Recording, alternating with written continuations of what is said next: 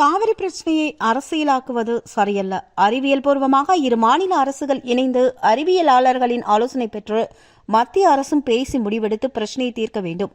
ஆனால் அப்பாவிகள் பாதிக்கும் வகையில் அரசியல்வாதிகள் செயல்படுகின்றனர் என நடிகர் பிரகாஷ் ராஜ் கூறியுள்ளார். புதுச்சேரியில் ராஜீவ்காந்தி அறக்கட்டளை சார்பில் ஜவஹர்லால் நேருவின் 60ஆம் ஆண்டு நினைவு தினத்தை முன்னிட்டு ஜவஹர்லால் நேருவின் தேசிய கொள்கைகள் எனும் தலைப்பில் கருத்தரங்கம் நடைபெற்றதில் முன்னாள் முதல்வர் நாராயணசாமி, ரவிக்குமார் எம்பி மற்றும் ஷானவாஸ் எம்எல்ஏ, நடிகர் பிரகாஷ் ராஜ் உள்ளிட்டோர் பங்கேற்றனர். இந்த கருத்தரங்கில் கலந்து கொண்டு திரைப்பட நடிகர் பிரகாஷ் ராஜ் செய்தியாளர்கள் எழுப்பிய கேள்விகளுக்கு பதிலளித்தார்.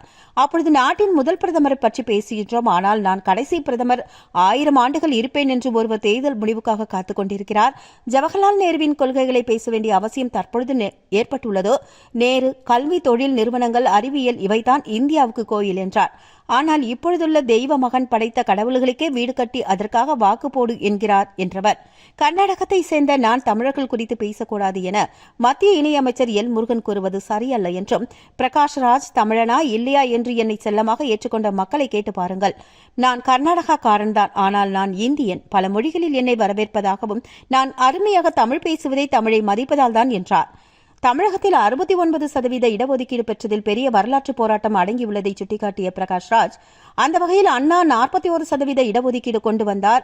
அது கருணாநிதி முதல்வரானதும் 49 ஆகியது. அதற்கு பின்பு எம்ஜிஆர் முதல்வரானதும் 68% பின்னர் மீண்டும் கருணாநிதி முதல்வரானதும் 69% அதை மத்திய அரசு 50% முயன்றது. இதனை தடுக்கவே ஜெயலலிதா முதல்வராக இருந்தபோது நீதிமன்றம் சென்று அதில் வெற்றி பெற்றார் என்றும், மறைந்த முதல்வர் கருணாநிதி சம்பந்தப்பட்ட விழா என்பதால் அவரை நினைவு கூர்ந்து பேசுவதாகவும் தெரிவித்தார். ஆனால் ஜெயலலிதாவை குறைத்து பேசவில்லை, அதில் அனைவரது பங்கும் உள்ளது என்பதை அதிமுகவினர் புரிந்து கொள்வது அவசியம் என்றும், தீபம் எறிவதை விட அதை ஏற்றியது உயர்ந்ததாகும் என்றார். தொடர்ந்து பேசிய அவர், தமிழகத்தில் கோவிலுக்கு செல்வோர் அதிகமாக இருந்தாலும் அரசியலில் ஆன்மீகத்தை மக்கள் எடுத்து வரவில்லை என்பதை பாஜக தலைவர் அண்ணாமலை புரிந்து கொள்ள வேண்டும் என்றார். மேலும் காவிரி பிரச்சனையை அரசியலாக்குவது சரியல்ல. காவிரி ஆறு பிரச்சனை மக்கள் பேசும் பிரச்சனை அல்ல. காவிரி ஆறு தொடங்கி முடியும் வரை மரங்கள் அழிப்பு, ஆக்கிரமிப்பு, மணல் எடுப்பது என பல பிரச்சனைகள் உள்ளது.